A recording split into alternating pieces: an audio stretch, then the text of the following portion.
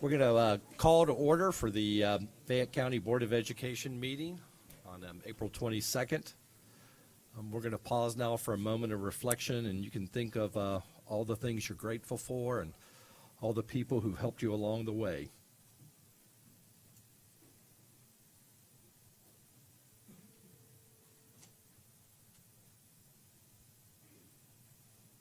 Thank you.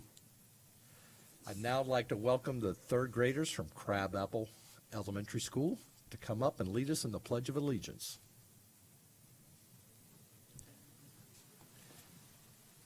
And we'll follow their instructions.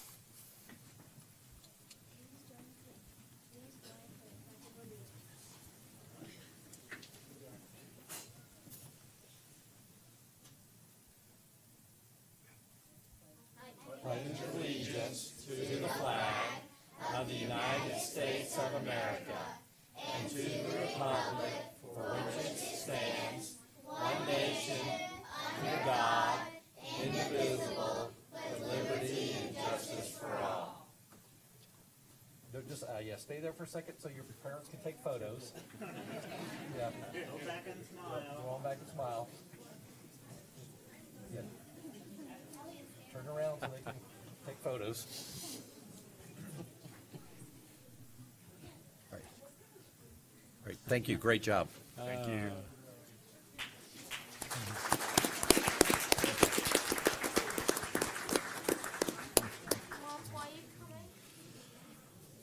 We'll now go to the approval of the agenda. Are there any changes on the agenda? No, sir. I think substantially we're all ready to go, and I'd recommend the board approve the agenda as submitted. I need a motion and a second. So moved. Second. All in favor? 5-0. Now we come to our favorite part of the evening when we recognize our outstanding students and teachers.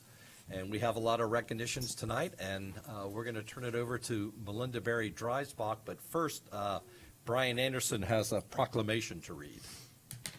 Thank you, Mr. Hollowell. On behalf of the entire board, this is Alcohol Awareness Month for 2019, and I'm going to read a brief proclamation. It's called The Power of Family Conversations. So whereas excessive drinking is responsible for more than 4,300 deaths among underage youth each year, including an average of 149 deaths per year in Georgia, and whereas alcohol is the most commonly used addictive substance in the United States, and whereas more than 1.6 million young people report driving under the influence of alcohol, whereas young people who begin drinking before age 15 are 4 times more likely to develop alcohol dependence than those who begin drinking at 21.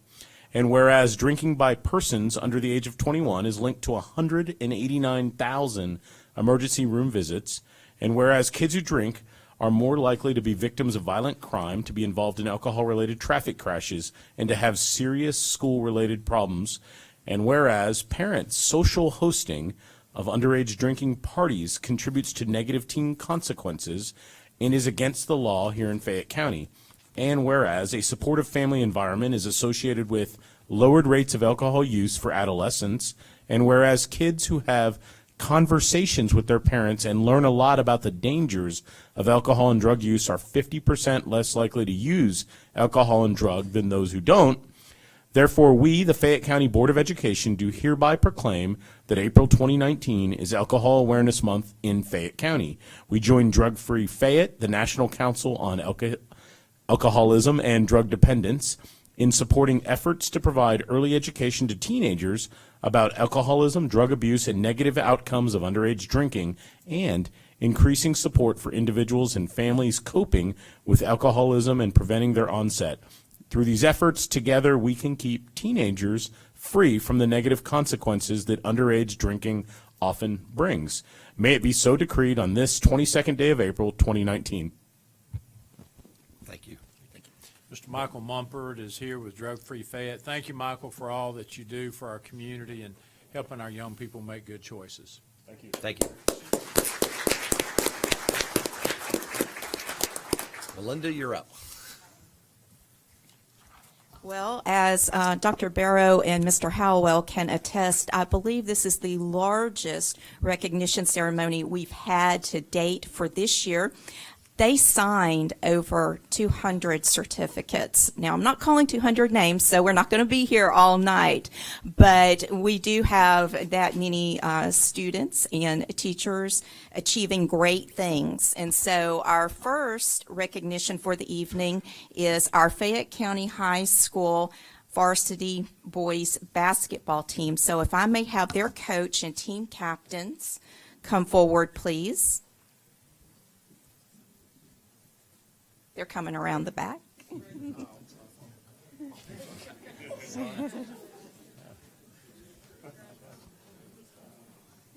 Okay, just to give you a little bit of history about this team, this marks the 19th consecutive year that the Fayette County High boys varsity basketball team has been to the state playoffs.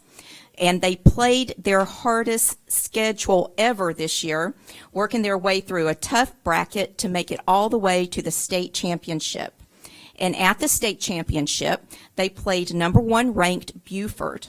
They played hard, and it was a close game, with Fayette County losing to Buford 76-69.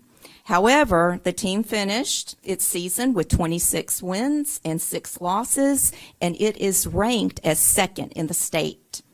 We are very proud of our Fayette County High boys varsity basketball team, and we do have team members here tonight in the audience. If they can please stand so that we can give them a round of applause.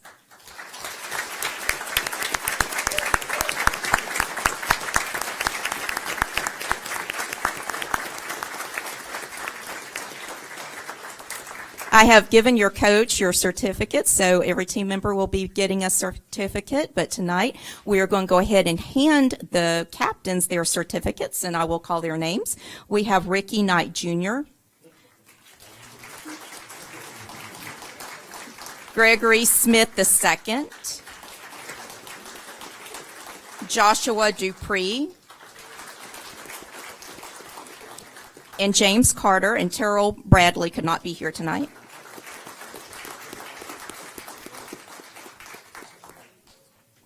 And of course, our head coach, Andre Flynn.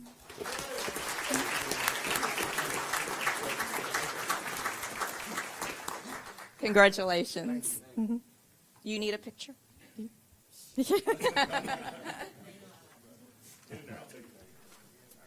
Coach Flynn, that's the real boss of the basketball team right there in the middle, right? Thank you. Congratulations.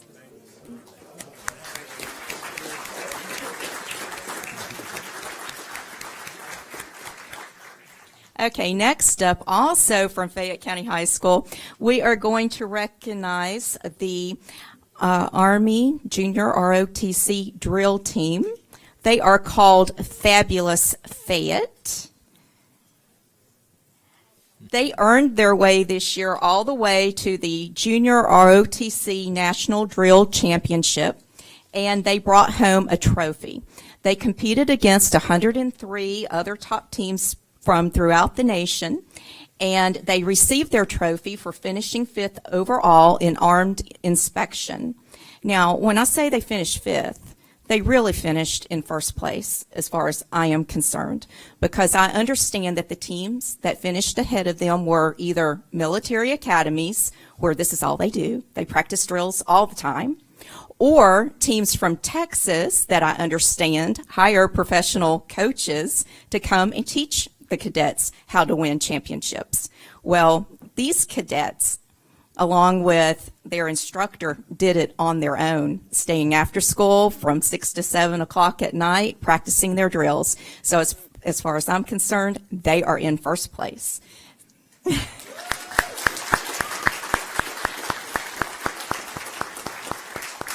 And we do have the drill team members here tonight. We're going to give certificates to the captains. We have your certificates to give out later to you, but if you will please stand, we want to give you a round of applause.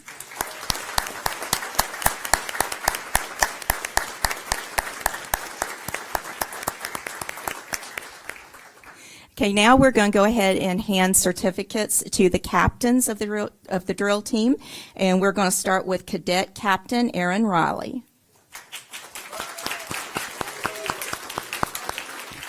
Cadet Command Sergeant Major Ian Pincock. Cadet First Sergeant William Holcomb. And Cadet Sergeant First Class Anna Pinata. And of course, we cannot forget their coach, First Sergeant Anthony Bell.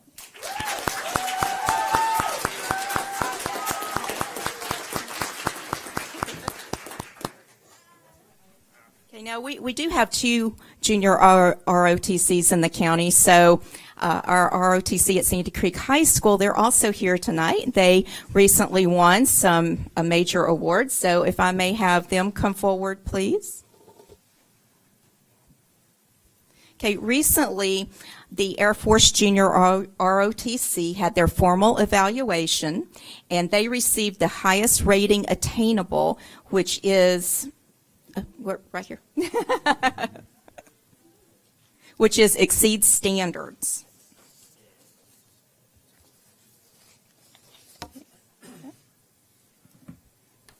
Okay, in the written report, there were some very complimentary things said about this unit. The report said that cadets were described as impressive and that they displayed exemplary pride in their unit. The instructors, Major Dotson and Chief Master Sergeant Davidson, they were also commended for being exceptional role models and for providing a high-quality junior Air Force ROTC program. So congratulations to them on this achievement. And with us tonight, during the inspection, 2 cadets were given awards for superior performance. Fernando Mandera, he could not be here tonight, but Kathy Rice Ventura is, and so we would like to present her with a certificate. And we also have certificates for Major Dotson and Chief Master Sergeant Davidson. Congratulations.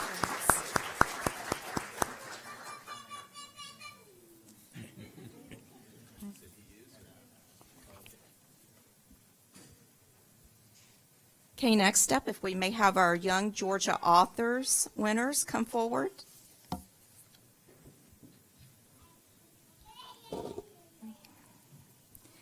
Okay, we have 2 elementary students in our county who took first place in the Griffin Risa Regional Young Georgia Authors Writing Competition, and now their works have advanced to the state level competition. And they are Kamari Moreland from Spring Hill Elementary, and her teacher is Corey Schuing. And from Peoples Elementary, we have Candace Steiner, and her coach is April DeJaneiro. Just to give you a little bit of information about the competition, it is open to students in grades K through 12, and it includes all types of writing, such as short stories, poetry, essays, and even research projects. And unlike other writing competitions, these students are not given a prompt. In fact, there are no boundaries at all other than a 1,900-word limit. And our state winners will be announced in May, and I'm sure we've got 2 standing right up here. Congratulations.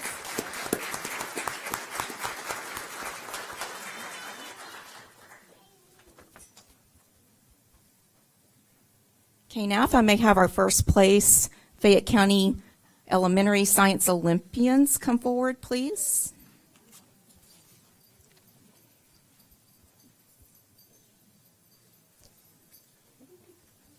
Okay, we actually have 2 schools that are headed to the Georgia Science Olympiad after taking first and second place at the Fayette County Science Olympiad. Oak Grove finished second, and Peoples took first place, and so we're recognizing our first place team here tonight. And for those of you who don't know, Science Olympiad is a hands-on, fun science event where students compete in science activities throughout the day, and winning is all about teamwork and practice. And so you know these guys up here, you know they've been practicing hard, and obviously they know what teamwork is to make it to that first place position. So we are going to call the names of the students who are here tonight, and we will start with Victoria Magna Luvano, Claire Vickery, Bryson Overa, Isabella Stank, Anna Brushin, Emily Benson, Ethan Kwok, Kayla Peavyhouse, Tate Shively, and Sarah Giovanni.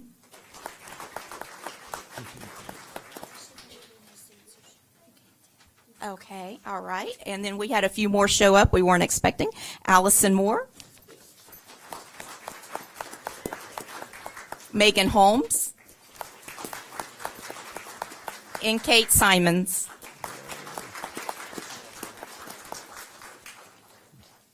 And their coaches are Tabitha Schwanbeck and Christina Horton.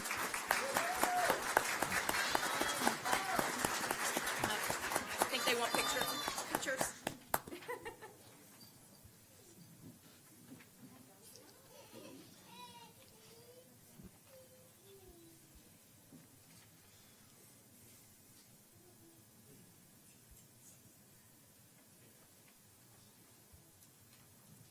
Congratulations. Go team.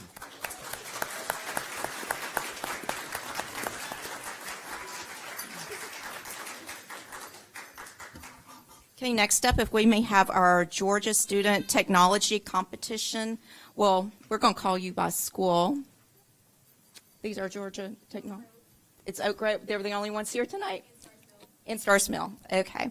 All right. If you were here at last month's board meeting, you know we called a number of students who won the regional student technology competition. In fact, we dominated the West Georgia region.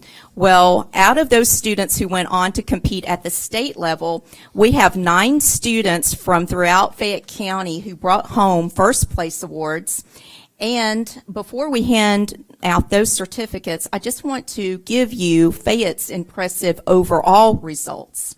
Our students brought home a total of 18 awards and earned 62% of the placements for the West Georgia region, which is very impressive. And this was only Fayette County's second time competing at this state competition. So we are very proud of all of our winners here tonight. And we're going to start off with, now McIntosh, I will tell you that they had 4 winners, but they're not here tonight, so we're going to move on to Oak Grove Elementary. And we have Yashwin Ramesh Babu, and he placed in mobile apps. And Manish Kugawari and Parth Mahajan, they both placed first in multimedia. And their coach is Lori Walters.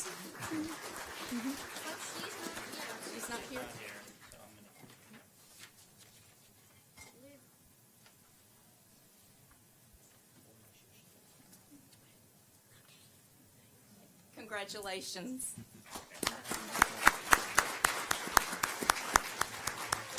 Okay, next up, if we can have Starks Mill High School.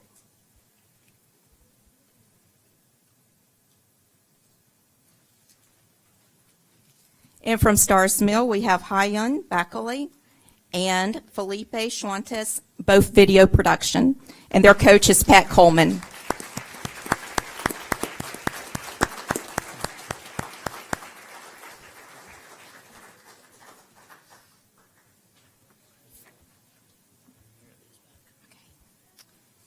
And next, if we can have our J.C. Booth Middle Sea Perch team come forward, please. Okay, a group of STEM students called the Fluid Four, but I don't think we have but half of the Fluid Four here tonight. But they have really demonstrated their knowledge of naval architecture and ocean engineering principles by winning the Atlanta Southern Crescent Regional Sea Perch Competition. And in addition to winning the championship, the Fluid Four also won Best Log Book, earning a perfect score. And because of their first place victory, the team is now advancing to the National Sea Perch Competition this summer at the University of Maryland. And for those of you who do not know what this is, it is an underwater robotics competition, and events at the competition include maneuvering and recovery, innovative design, and engineering notebook submissions. And our team of the Fluid Four are Ava Guest, Logan Hunter, Sheriff Kabir, and Natish Sudakar.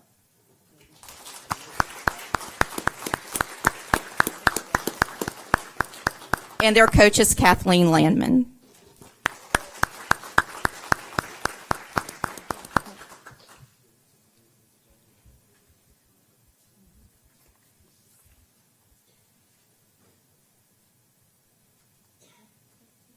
Congratulations.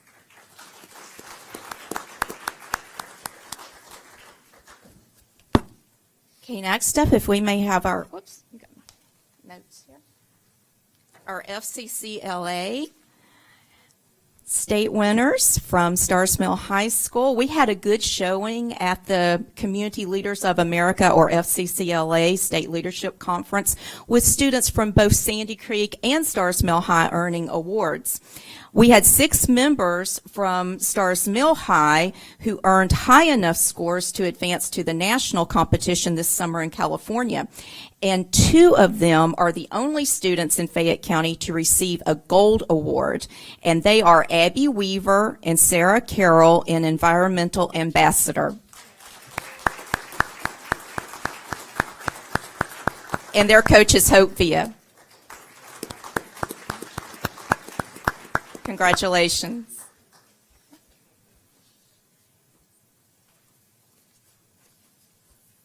Okay, next up, if we may have the FBLA Virtual Business Management Challenge winners come forward, please. And just so you know, we're starting right now a long list of recognitions for Whitewater High School.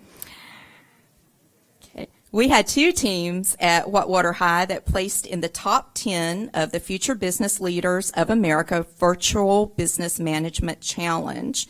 And the team name of this team, I love it, Dreamville. Yes, and Dreamville is made up of Tyreek Thorne and Jalen Belvins. And this team is ranked best in the state. This challenge tests students' skills at managing a manufacturing business. There are 2 rounds of competition in which students control various combinations of management concepts such as recruiting, hiring and supervising, risk management, organizing floor layouts, and bidding on orders. Teams are ranked based on their cumulative profit at the end of the 2 rounds, and their coach is Corinne Ferdenson. Congratulations.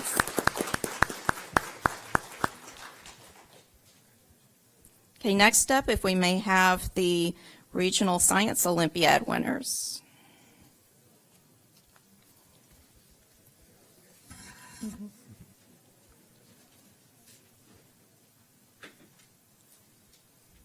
Okay, the Whitewater High Science Olympiad team, they dominated the Science Olympiad tournament that was held at Gordon State College. They took 11 first place wins, and that put them in first place for the championship. Now, with 23 total events in the competition, the Whitewater team secured just under 50% of the first place finishes and won 30% of the second place finishes. And our team members are Melanie Wagner, Matthew Castro, Dresden Day, Liam Jones, Edward Wong, Charles Milson, Cole Hain, Derek Buey, Mallory Christian, Michael Bowman Olay, Isabel Nickel, Cameron Smith, Matthew Middleton, Courtney Wagner, Addison Moses, and Josiah Kruver. Their coach is Mary Clark, and assistant coaches are Anthony Tabuku Mesker and Ben Huang.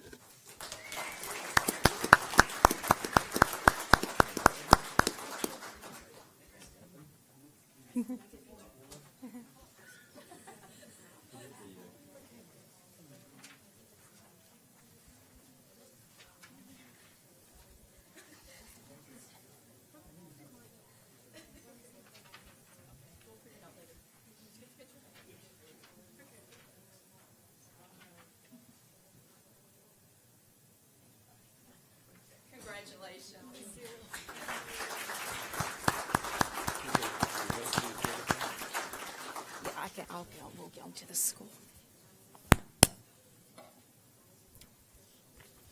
Okay, now if we may have our DECA State Career Development Conference winners from Whitewater come forward, please.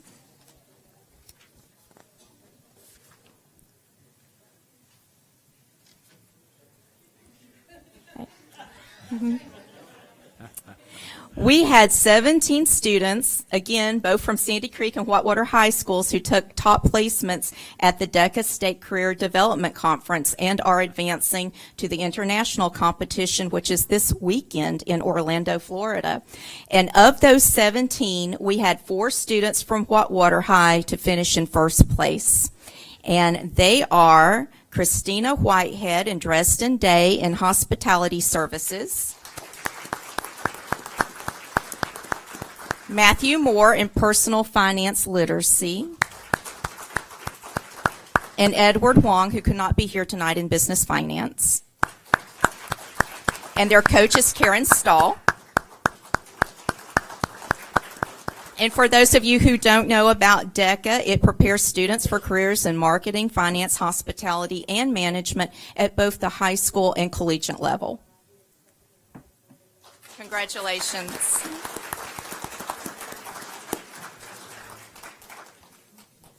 Okay, now also from Whitewater, if we can have the Hawks marketing competition members come forward, please.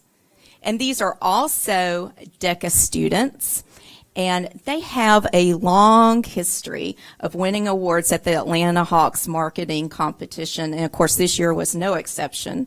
The challenge was to create a marketing campaign that co-brands the Atlanta Hawks with local colleges.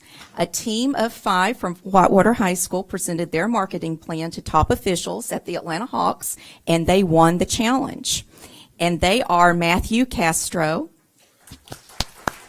Cole Hain, Mason Zipkowski, and Edward Wong, who cannot be here tonight, and J.J. Reisberg. Their coach is Karen Stahl. And this is the second consecutive year that Whitewater has won the challenge. The school also took first place in 2015, and they have secured several second and third place wins in prior years. So congratulations.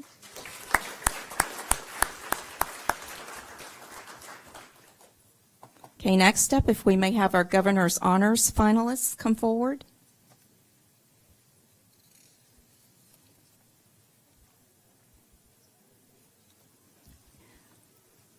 Well, looks like we only have 2 of them here tonight, but we have a total of 19 students from Fayette's high schools who have been selected to attend the 2019 Governor's Honors Program on the campus of Berry College this summer. Oh, we're getting, yay!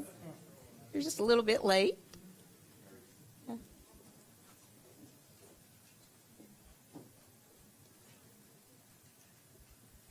We were getting worried about you guys. We thought we only had 2. Well, as I said, we have 19 from all of our high schools, and they will be able to attend the Governor's Honors Program on the campus of Berry College this summer. And for those of you who do not know about GHP, it's a 4-week intensive study program with coursework and activities that are structured to stretch and challenge students beyond that of a traditional classroom experience. And acceptance into the program, it's very competitive. The state receives over 3,000 applications each year, and less than 20% of those are accepted into the program. So it's a major, major honor to be accepted. And we're going to start with Fayette County High School. And from Fayette County, we have Bella Alonso, Communicative Arts.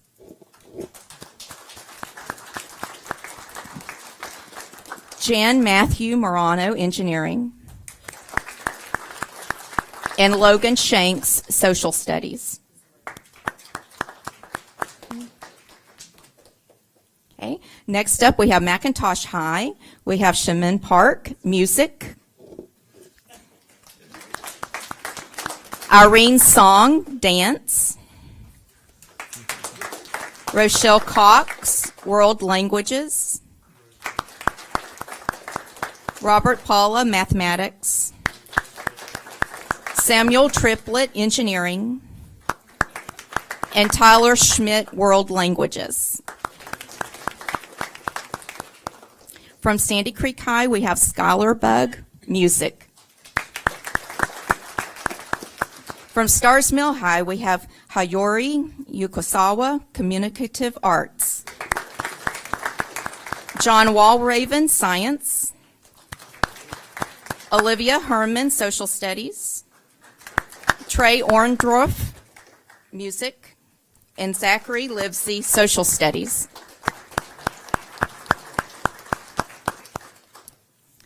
And from Whitewater High School, we have Jamison Collins, Music. And Morgan Pettis, Biology.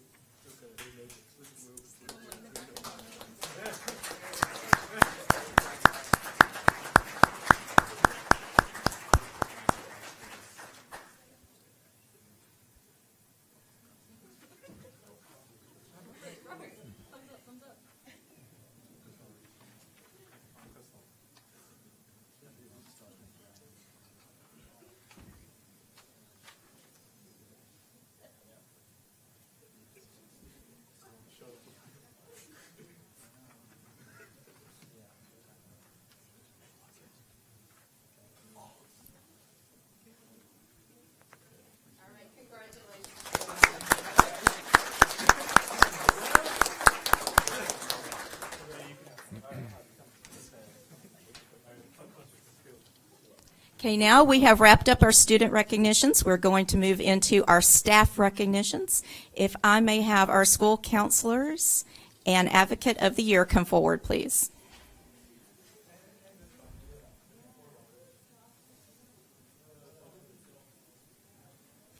Each year, our Fayette County School Counselors Association selects Counselors of the Year and an Advocate of the Year. And the advocate is a person who works outside of the school counseling setting and has contributed to the success of school counselors across the county. This year's winners are, for Counselors of the Year, Mesha Bolton from Sarah Hart Mentor Elementary, and Kelly Floyd from Whitewater High School. And our Advocate of the Year is Lisa Collins, who is the Career and Technical Education Director.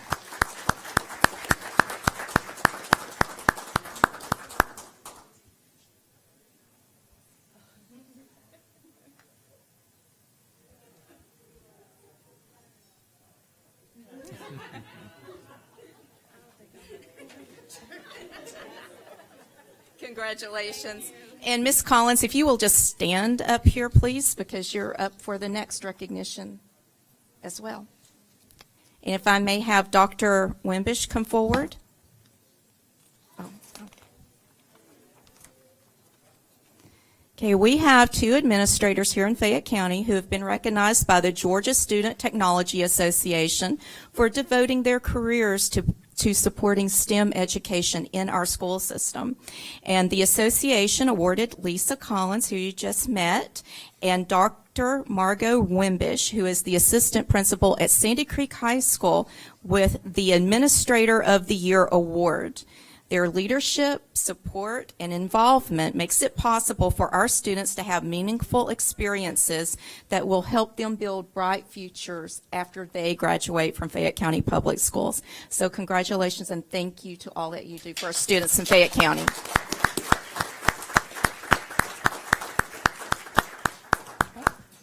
That concludes our recognitions for this evening. Thank you, Melinda. We had one person sign up for public comment, but I think he may have left. Is Ted Lord still here? Yeah. Okay. All right, we'll move on to the superintendent's report, and I'll turn it over to Dr. Barrow. Yes, sir. We have a unique opportunity to learn about a group that actually did what we call some world-class education and did a global trip. Mr. Whit Jones and several of the McIntosh High School students, and I think our own Dr. Turner actually participated in this as well. I see some of those guys coming on in. Whit, come on up. I know that he's going to share just a little bit about the trip that this group took. And when we talk about world-class education, you have to get out into the world, and these guys really did that with a trip to Japan. So with that, I won't steal any more of their thunder. Go ahead. Am I talking to you guys? Am I talking to them? It's good right here. How about this group right here? We went with the Japan American Society. They chose 3 different schools from across the metro Atlanta area to send 6 students, a teacher, and an administrator. And so McIntosh was chosen along with Cambridge High School and Decatur High School. And so these 6 students, Elizabeth Raymer, Michaela Roan, Katie Phillips, Jennifer Fenton, Zach Stone, and Mon Shaw, all were chosen. And they were selected they wrote several essays and did an application process. And they were selected by the Japan American Society to go on this trip. And so here we are right outside the Emperor's kind of castle in Tokyo, and we wanted to make sure that we were chiefs in Japan. And so you see that, and then you see kind of the sky tree that is right there one dawn, because naturally every time you go to Japan you want to wake up at 3 a.m. Every morning. And so there's plenty of times to take good pictures in the morning. But I want to let some of the kids talk about some of the things that they learned and kind of how they can bring that back and be able to take that along with, their education and how it expanded that. And if we could just have them speak into the microphone, since we're recording. I lost one already. Their slides, if you want to look at the slides, we can do that.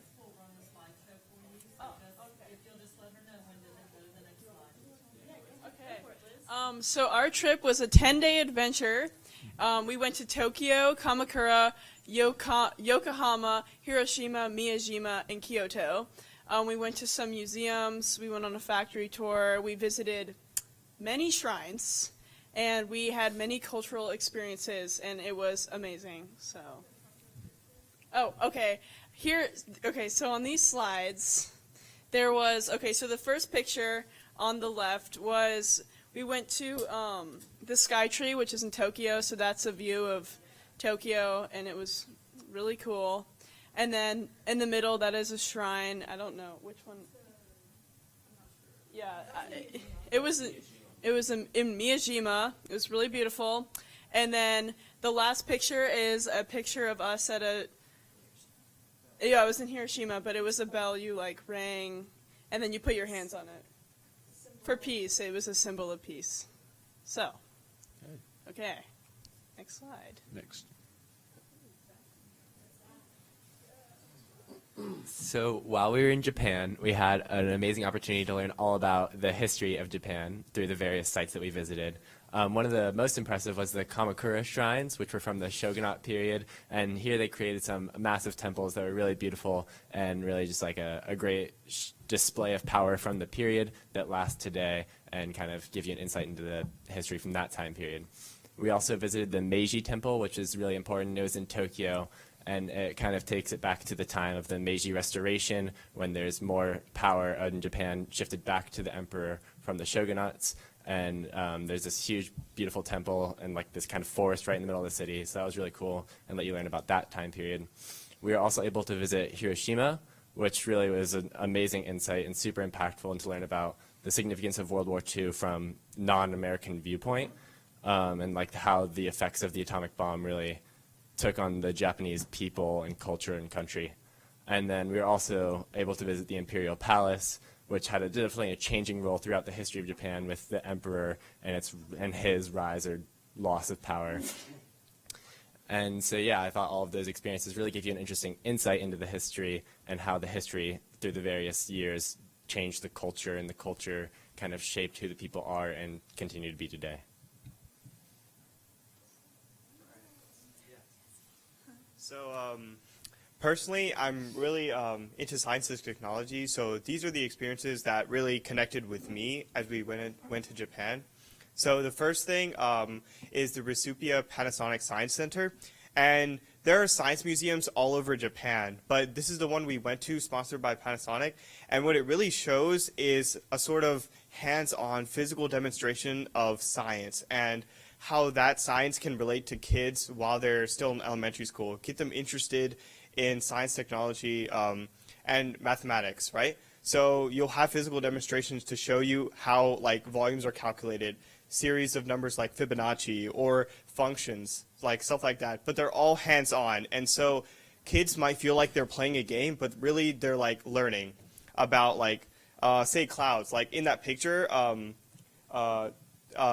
there's like a cloud game where you learn about the water cycle through your experience as a small droplet of water as you go up, collect more and more water particles, and then you fall down through your own weight. Another thing we went to was the Tokyo Skytree, and it's the second tallest like structure in the world that's like freestanding and stuff, obviously behind the Burj Khalifa.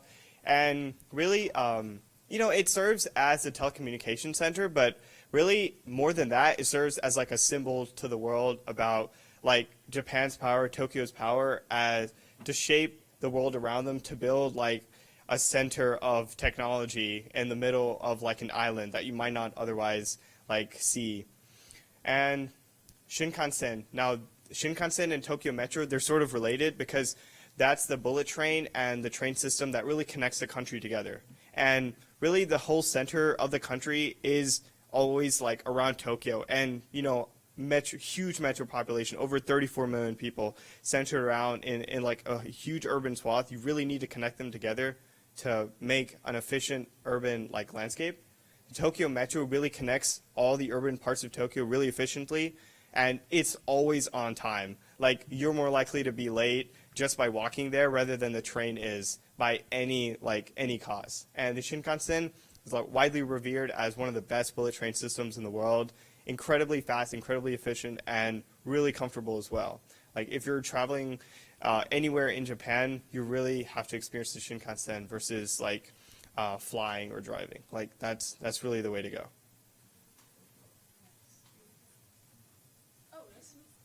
Okay, so Japan is very well known for its fashion, quirky aesthetics, music, and entertainment. While we were there, we visited some parts of the city, like Akihabara. Sorry, I've always had trouble with that. But basically, Akihabara was a place that, it's like a street, and it was a place that has lots of like anime and manga, which is very popular in Japan. Anime is a type of animation, but it's like videos and movies, while manga is comic books and more reading. So that was really interesting to see that.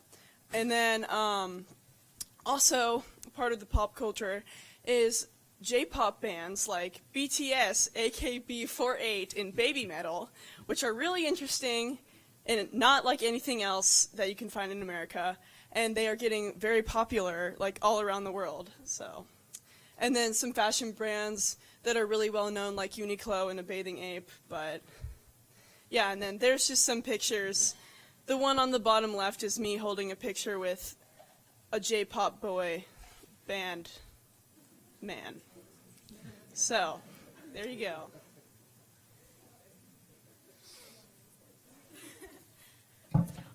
All right. Personally, I like the arts. I do art myself, and I love art history. So for me, exploring the art and temples from the perspective of art history was great. A lot of the emphasis is on nature and nature existing within human-built structures. So even in the middle of Tokyo, we have the world's largest metropolitan area, and we're seeing forests, and it's really incredible how they've incorporated nature largely as a product of Shintoism, which emphasizes the harmony between humans, their landscape, and what was there before them. Contemporary architecture was amazing too. We got to see this Tokyo Skytree, which, as we mentioned, is the second tallest building in the world. Going up there was crazy. It was higher than I've ever been, apart from an airplane or what have you. And seeing the metropolitan area, even though it was kind of cloudy on the day that we went, we could see for miles. It was incredible. And it's obvious that the engineers working behind that have put forth some really great effort. A couple pictures that we have here. On the left, there's some votive statues. They represent children that died either in childbirth or before a certain age. And every year they knit little hats and scarves for them and dress them up, and it's really a beautiful thing to see. There are just hundreds of them in lines. In the middle there is just an example of trees working with architecture. That's a classic thing. And there's a lantern in the center there. We got to see a lot of lanterns. And then on the right, it's one of my favorite things. Going to Hiroshima Peace Park was really great because we saw the Japanese people emphasize the importance of creating peace after the atomic bomb, and really there's no blame placed. It's not really about the bad things that happen so much as in the future we need to focus on not doing such destructive acts again. And that up there is a story of a girl with leukemia as a result of the radiation. She passed around age 12, and now there's a monument dedicated to her. She's holding a paper crane, which is a symbol of getting well.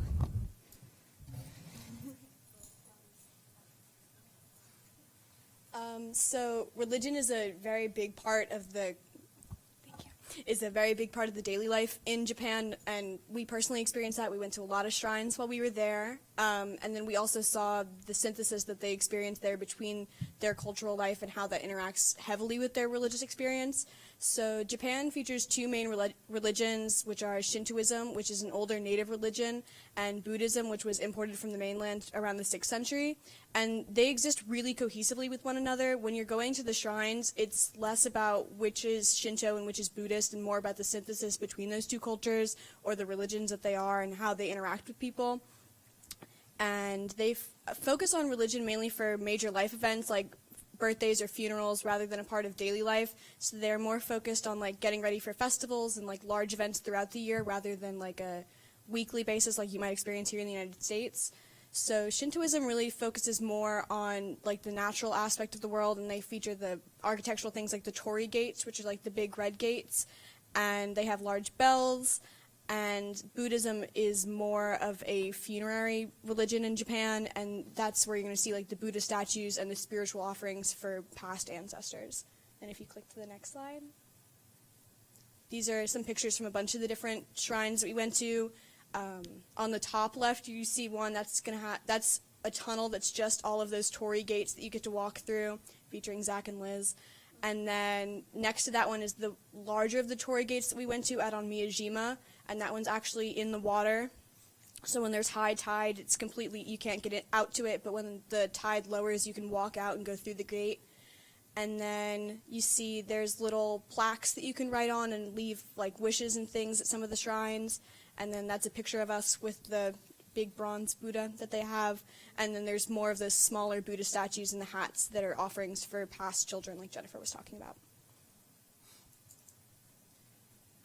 So another one of the opportunities that we got to have in Japan was visiting multiple different corporations and businesses that play major roles in America, and as well as Japan. And so one of them was Nissan, and we got to go to the Nissan factory. And a little bit of the history of Nissan is that they were established in Japan, and they were the first company to mass produce vehicles in Japan. And so they also have the best-selling electronic car model of any brand in Japan, and that's the Nissan Note. And as we went to the Nissan factory, we got to walk around and see all the specific details that go exactly into making the cars that we drive here. And that was really interesting to see the efficiency and the technology behind it, and all the intricate parts that go into the whole, as well as just how they do things there, and the everything that we don't get to see here as well. And the next slide. We also got to go to YKK, and we didn't get to see their factory, but we got to go just to their business building. And they're a company that does majority zippers and buckles and things like that, and they make 46% of the global zipper market. And while we were there, they taught us how to make like a little zipper pouch, and so we got to come home with a souvenir from them. As well as they walked us through their building, which had many different variations of zippers. And it was really cool to see just the specific and intricate technology behind just a zipper as well, and how they've taken it and made it much more efficient than you could even imagine, as well as the many different kinds of zippers and all that goes into that. We also got to see the Panasonic building and their museum that they had for us, and they were founded in 1918 in Japan, and they're rated 76th on the list of world's most valuable brands. And so not only did we get to see all of these big corporations and how generous they were to us and hospitable, but even just going from dinner and lunch and even working with our translators, we really got a hands-on view into the business of Japan and the way that they carried themselves and hosted us. It was really welcoming, and it was a lot more kind of in the way that they do things. They're just very intentional in everything that they do, and their main goal is to accommodate you in whatever way possible. And so everywhere we went, we were just hosted above and beyond, and that's something that I think is really important to bring back into America, and to take that into, for us, it would be going into the workforce as we enter it, keeping that in mind. Just their mindset and the way that they do things was really refreshing. And they definitely take their time with everything, and they're not rushed just to get things done. So that was really cool to see in all of the ways that we visited Japan. I teach AP Human Geography, so I'll be very quick. Just different things. Everything to do with humans is human geography. So from the cuisine to the transportation to pop culture and diffusion, and me getting beaten 3-1 by this little Japanese girl in paper, rock, scissors. It was, it was bad. If you go to the next one. Also, just getting to see different things with pop and folk culture. We got to see different weddings at several ones, and how different these were. You get all the same way that in America people take selfies and all this. Yes, they take selfies, but they want to dress up in their kimonos and have the cherry blossoms. And we happened to be there in the 1 week that the cherry blossoms were blooming, and so it was phenomenal. And every single Japanese woman in the entire country was taking pictures in kimonos everywhere we went. And then some of the kids got to go to cat cafes and hedgehog cafes and owl cafes. I did not participate in that because I don't like cats, hedgehogs, or owls, but other people did, and so they love that. And that's just something that's different over there. And then the last slide. Here you see mine. On the last day, one of the things that you see, don't be the nail. There's a Japanese proverb that says the nail that sticks out will get hammered down. And on the right, you see, I was out for a run one morning, and I see a police car come flying by me, and, lights on, sirens blaring, and then the light turned red, and so it stopped. And there was nothing coming. It just stopped. And it waited the entire light. And then as soon as the light turned green, then it went again, with the lights blaring and sound going, and all. It was crazy. But towards the end, we were kind of in that, okay, how can we be the nail without being the nail? So we were like, what would you do for a yin? And so you can see that Mon is actually holding a yin and jumping over the little pole where he wasn't supposed to be running. So that is, he clearly was not running because we would not be the nail, but he was walking and then, propelling himself over that. But overall, I think it was a great experience, and I hope in a couple years that McIntosh will be chosen to go again. So thank you guys so much for letting us go, and I think it was a trip that was beyond all of our expectations, and I think it was really good for us to be able to take that back to our school as well.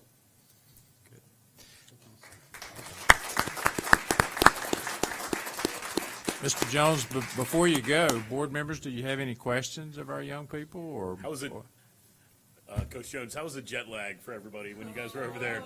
I'm used to 8 and 9 hours, but what is that, 12? Still getting over it. Like, I still wake up in the middle of the night and I can't fall back to sleep. Really? First day we woke up at 4 and got some ice cream out of the vending machine in the hotel. What about coming back to class? Did you come right off this trip and right back to school? Yes. That was the worst because you had to force your body to adjust. Yeah. There was no gradual adjusting. Also, I slept the entire. The first day we got back, I slept the entire day, and I was like, "It's fine. I'm just taking a nap." And then I could not fall asleep that night, and I just. Yes. So the trip itself, any inspiration? I mean, would you go to other parts of the world? So you got a lot from the travel experience. Going with kids my age, I've gone a couple places with my parents, but going with people my age and experiencing what our generation really finds interesting was especially great. Yeah, and there was something too about not having to plan anything or worry about any of the details that allowed us to really just soak it all in. Because we would literally just wake up in the morning and get on a bus and be taken to the best parts of Japan. And so there was something really great about not having to worry a single bit and just soak everything in and learn as much as we could in the time that we were there. So we're very grateful for the Japan American Society of Georgia for planning everything out so meticulously for us. And one of the things I know that they're excited, and if you guys could have bento boxes in all of the school lunches, because I know they love the bento boxes. But we also got a lot of different things. So we got to tour a ramen museum and get different kinds of ramen. We got different kinds of sushi. You would be amazed at green tea and sweet potato ice cream. It's actually really tasty, and cherry blossom ice cream and those kind of things. So they really, it wasn't like we're looking for the biggest McDonald's everywhere. They were really trying things and going out of their comfort zone and doing different things. So it was really good for that. So we thank you guys very much. And Dr. Thank- Breer, I just wanted to again extend our appreciation to the Japan America Council because they footed the bill for everything for this trip. Airfare, hotel, all our food, all our tours, everything, just in an effort to foster great relationships with Americans. So we're very grateful for that. Peace It was a through great understanding. opportunity. And I'd also say to the Georgia Council of Economic Education, they did a great job kind of helping to kind of be the liaison between the various schools and Japan America Society as well. And Mike Raymer, who's with us tonight, he is the president there, and he's also on the board at the Japan America Society. So he was kind of instrumental in this and with us as well. So it was a great job. Thank you for going above and beyond, Thank you. Yep. Coach. Thank you very Appreciate much. it very much. Thank you. Thank you.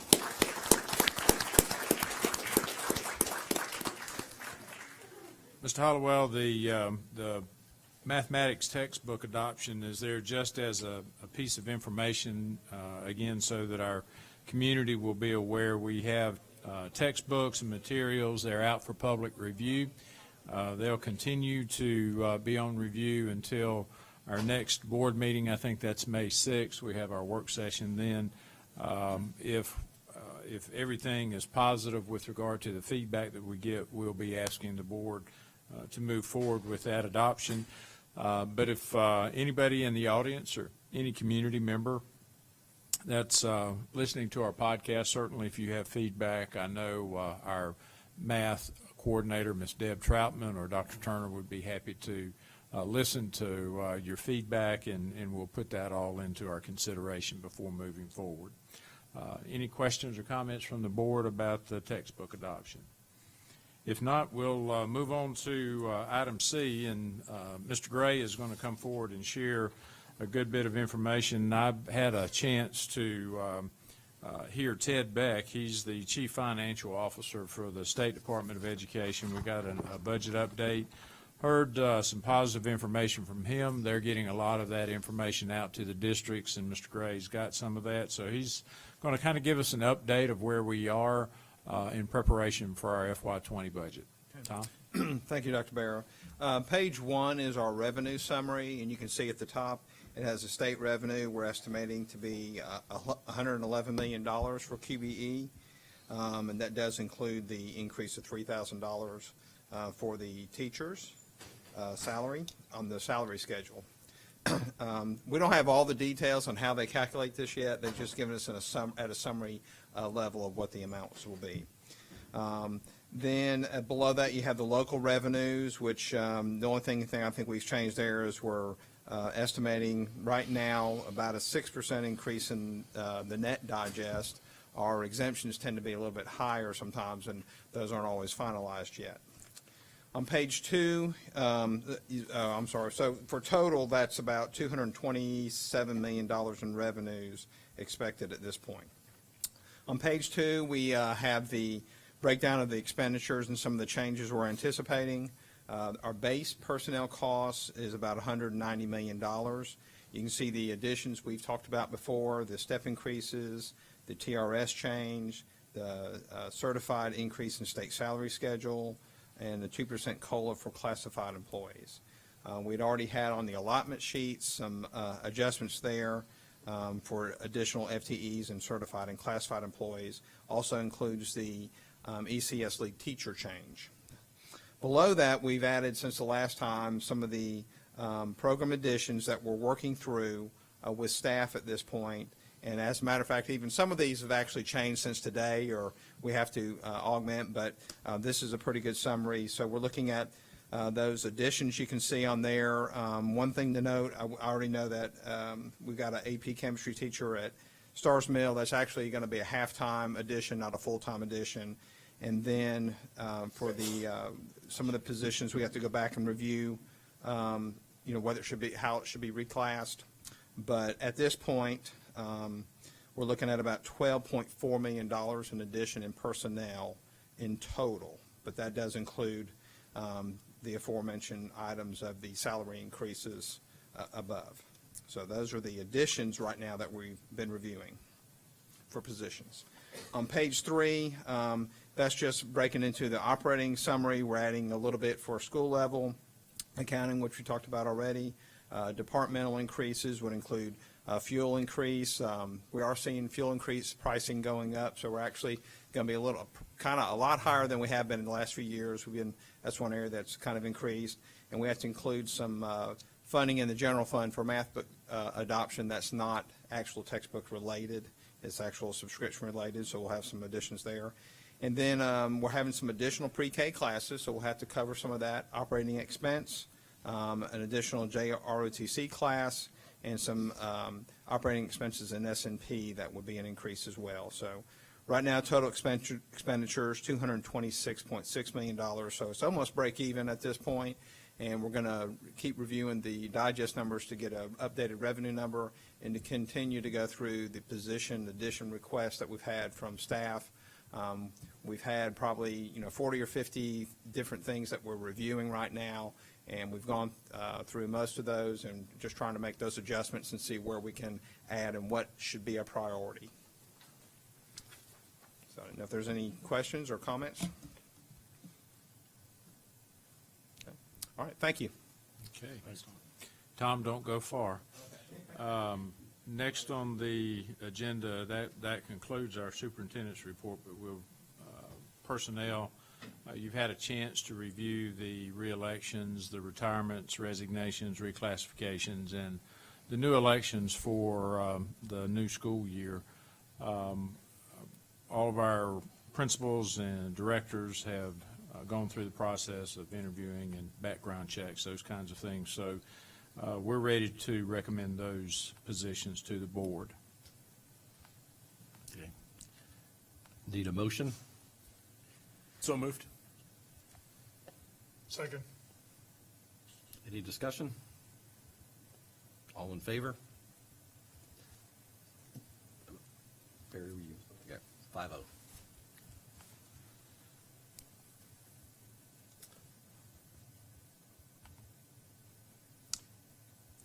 Then we got our financial reports. Yep, financial reports with Mr. Gray. This is our current report, monthly report, and Tom will bring us up to speed on that.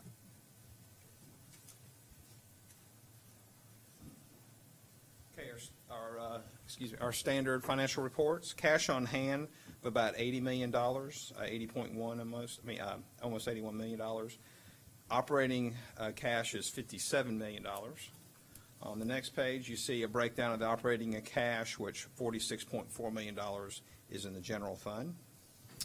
On the page 3, you have our budget to date at the function level. So we're at about, expenditures about 74%, so that's right on track with being through March. And then we have the projection sheet. So at the top, we have the expenditures that we're anticipating about being about $2.4 million under budget at this point. Most of that is in the operating area. In the middle, in the revenues, we're expected to be about 2.3 in revenue, above budget.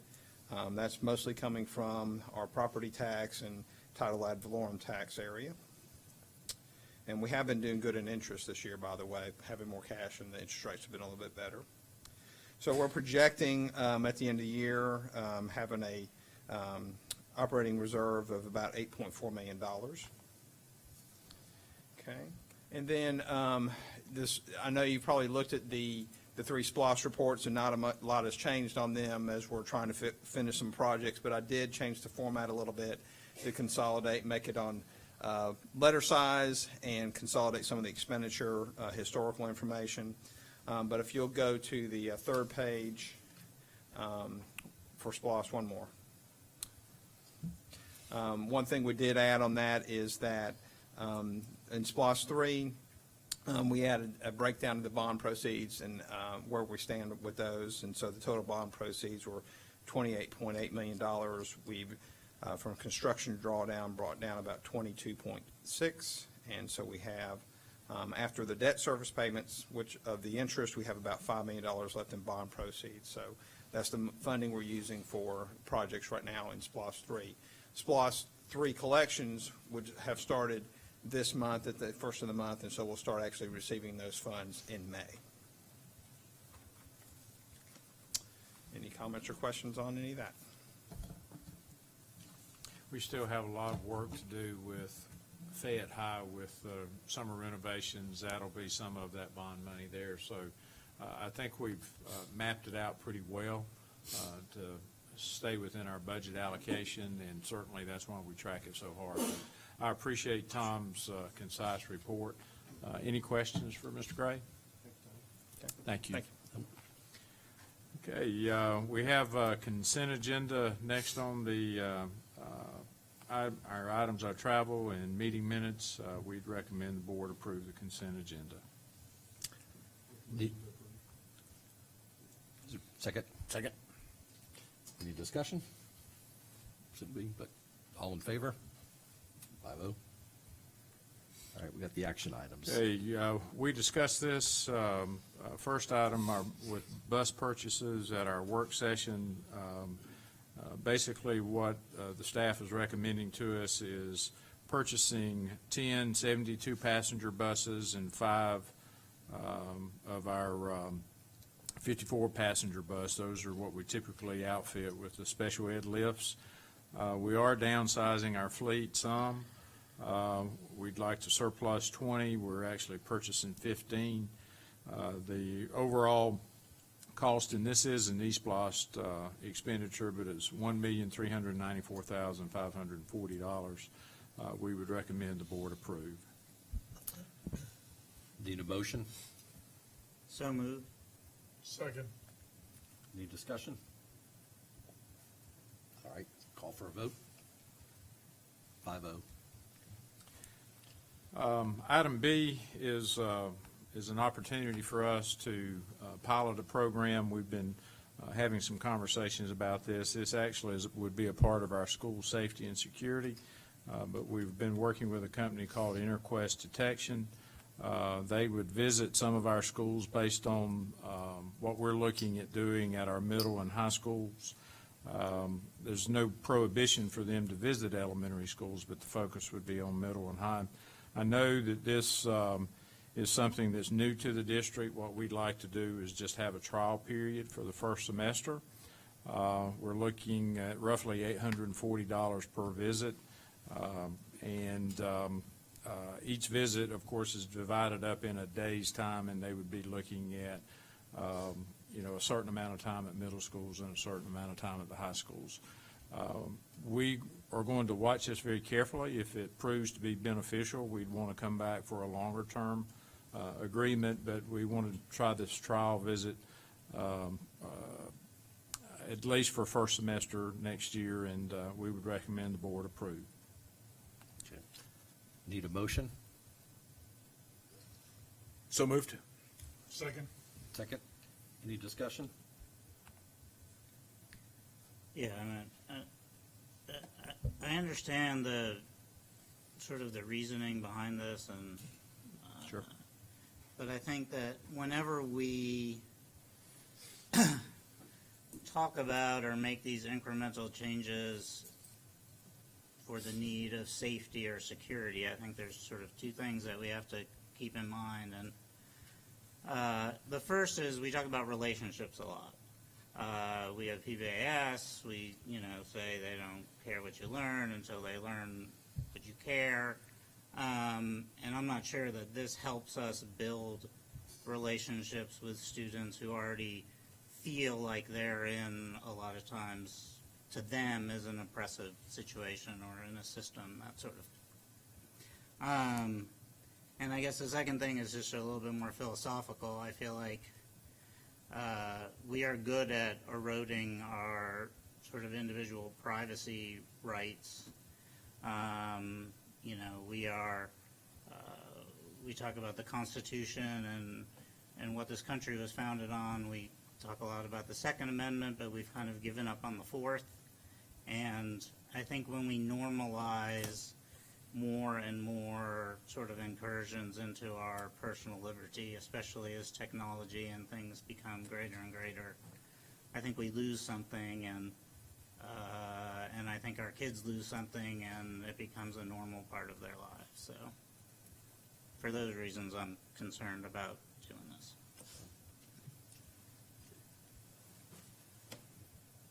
Anybody else? Call for a vote. All in favor? We got 4. All opposed? Motion carries. Okay, we'll move on down to item 12. These are information items. One deals with purchasing. This is just to be on the table for 30 days for your review.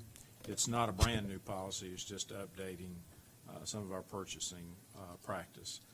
The second is I just want to make the board and community aware there is going to be a State Board of Education public hearing. Our state board member is Helen Rice.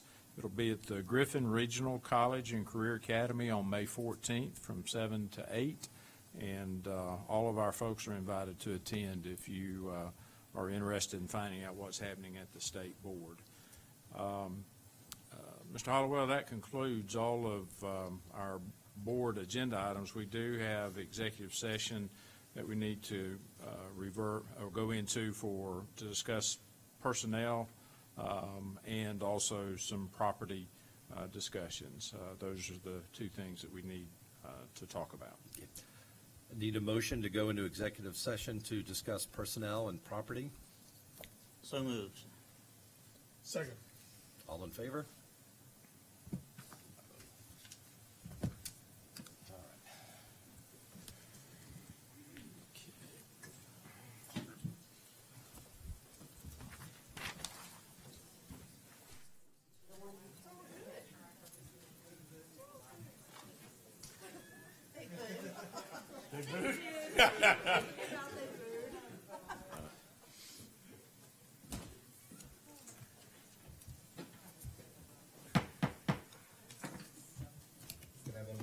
return from executive session. So moved. Second. All in favor? 5-0. Dr. Bear, are there any recommendations from executive session? We've had some good conversations, Mr. Hollowell, but I've got just a little more homework to do. I don't have any concrete recommendations coming out of executive session just yet, but I think we'll be ready to make some of those at our May 6th meeting. Okay, great. Without objection, we're adjourned.